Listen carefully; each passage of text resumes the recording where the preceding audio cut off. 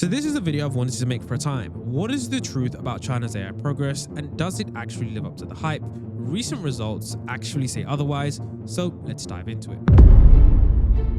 So I saw this tweet that came out from the ARC Prize, and it said international models on the ARC AGI-2 semi-private. Now, if you don't know what the ARC AGI-2 is, this is a test specifically for things where you can't fake, okay? And what it means is that you cannot brute force it with more data or distill it from other models. If you are taking the ARC AGI-2, you need genuine novel problem solving. This is why the scores, okay, are so interesting here. Chinese labs, if you haven't been paying attention, have actually been seeming to catch up with Western labs. But take a look at what happens when you look at the benchmarks on the ARC AGI-2, which is apparently a benchmark that only tests novel reasoning, meaning that you cannot prepare for the test in any way. It just tests the fundamental reasoning of that model. And you can see here that Kimi K2, MinMax M2.5, GLM5, and DeepSeek 3.2 score below the July 2025 frontier models, meaning that current frontier state-of-the-art Chinese models actually are akin to models from Western labs that were released 8 months ago. I mean, it's pretty shocking. That July 2025 Frontier Labs line is brutal.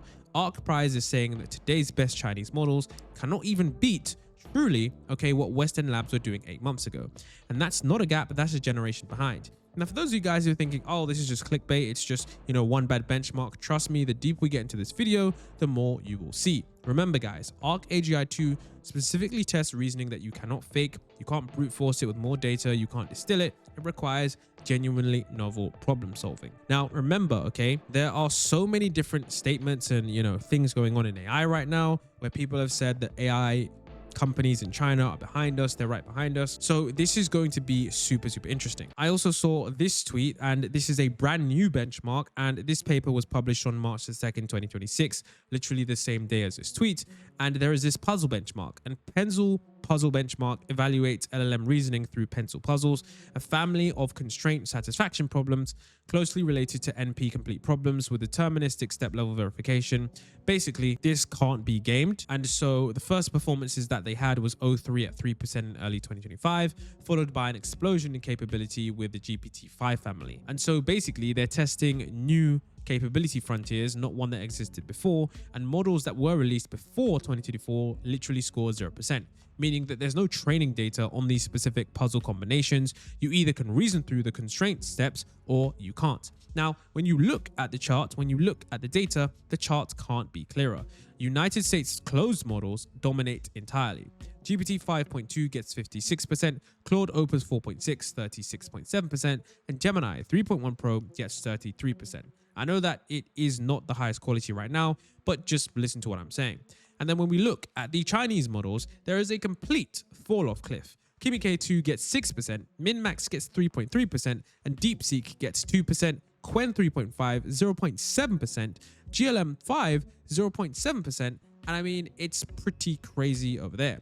I mean, think about it. This is one of the most damning charts when we look at LLMs, because this is a brand new, independently run and test something completely different from all of the other benchmarks like HLE, Frontier Math, the humanities last exam test knowledge, breadth, Frontier Math, that tests mathematical depth, Pencil Puzzle Bench. This actually tests pure multi-step logical constraint reasoning and no knowledge required at all, just the ability to hold multiple rules in your head simultaneously and reason forward step by step. And a key finding is that GPT 5.2 improves 81 times from no reasoning to maximum effort, meaning that United States frontier models are genuinely engaging with reasoning on these problems. And maybe, just maybe, Chinese open source models aren't closing that gap regardless of effort.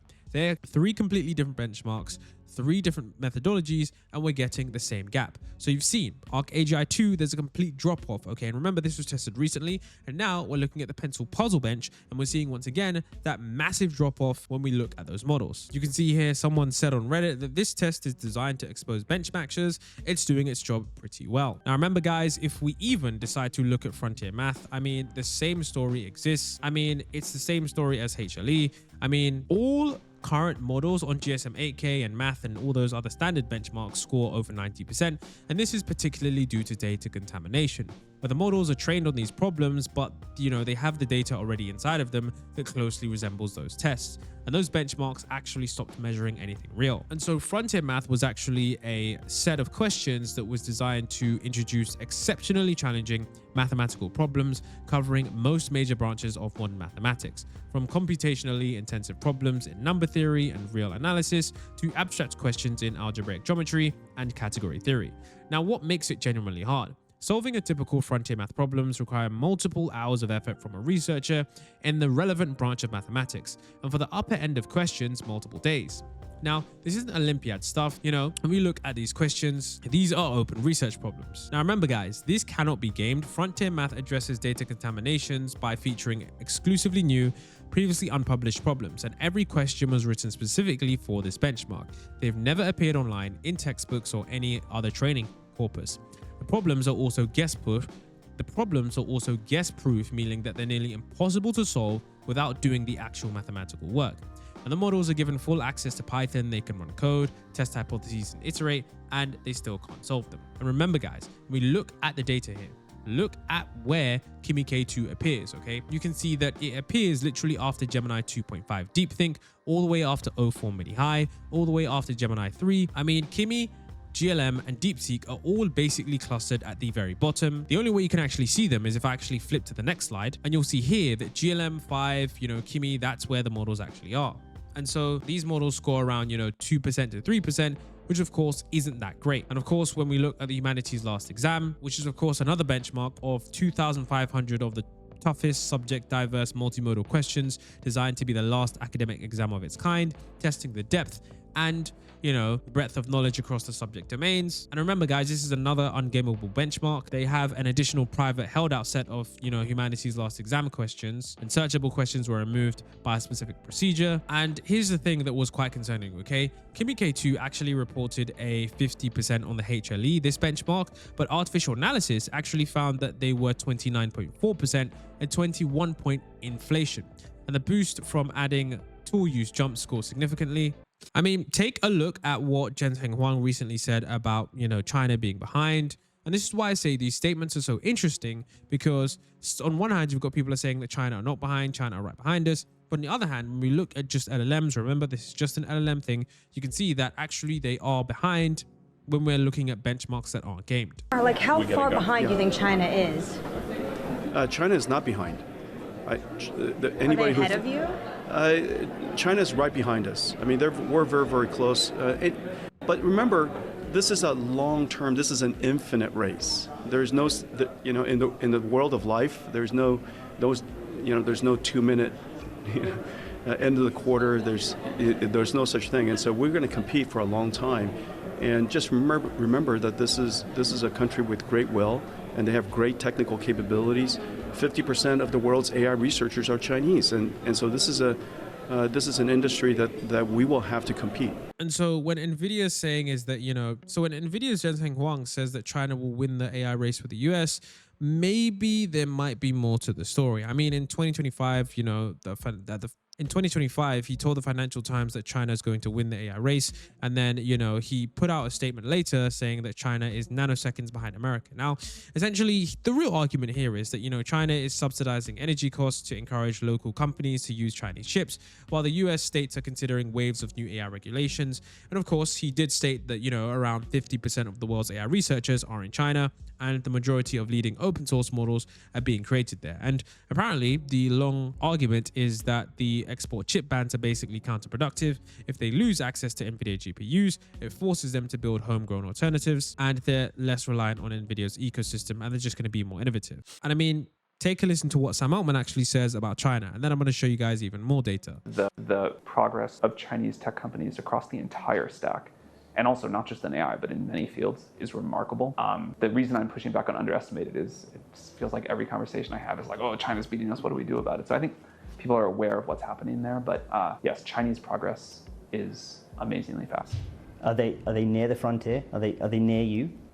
In some areas, yes, and in some areas, no. It's not quite a unilateral thing like that. Now, Now, if you guys thought it was just one benchmark, two benchmark, take a look at this, because this one was very surprising. And I did before recording this video, I did not know that this was the thing. And so the SWE bench is essentially an evaluation framework designed to test how well the models can solve real world software engineering problems. So instead of asking it to write a simple isolated function, which is what all the benchmarks did, SWE actually drops it into a complex code base to see if it can fix a real bug. Now, it's built from thousands of real GitHub issues, and it's currently the gold standard in testing, AI software engineers, and that's what people use. Now, currently, you can see that self-reported, you can see that MinMax is apparently scoring around 75 on the SWE bench, right up there with Claude 4 Opus, Gemini 3 Flash, Claude Opus 4.6. And you can see that Kimi K 2.5 high reasoning is around those GPT-5 models and Claude 4.5 Sonnet. However, this is where I started to say, okay, maybe there clearly is something off about Chinese open source models when it comes to benchmarks, because if you look at SWE Rebench, okay, and this is a new continuously evolving benchmark introduced in May 2025 by Nebius AI's R&D team. This addresses contamination issues in popular coding benchmarks like the SWE bench, using fresh, decontaminated GitHub tasks that models haven't seen during training, and this makes it harder to game them through overfitting or data leakage. And on the original SWE bench, Chinese models apparently matched Western frontiers, which is what we just saw. But remember guys, on SWE Rebench, their scores actually plummet, indicating reliance on benchmark specific optimizations rather than generalizable intelligence. And so when we look at the SWE Rebench, where do we see Chinese open source models? We can see them at places 11 and 17, whereas other, models from Western labs are further higher up the chain. And so this is what you have to ask yourself. If you are using certain open source models, maybe they may not have the same performance as Opus 4.5 or GPT 5.4 or GPT 5.3 codecs. And you should take that into account, because remember, every single company, not just the Chinese open source companies, are incentivized to inflate their benchmarks so that they can get more attention, more downloads, more publicity. So please do bear that in mind. Always run your own benchmarks, run your own tests, test it for yourself, and you see how well it performs for your specific use case.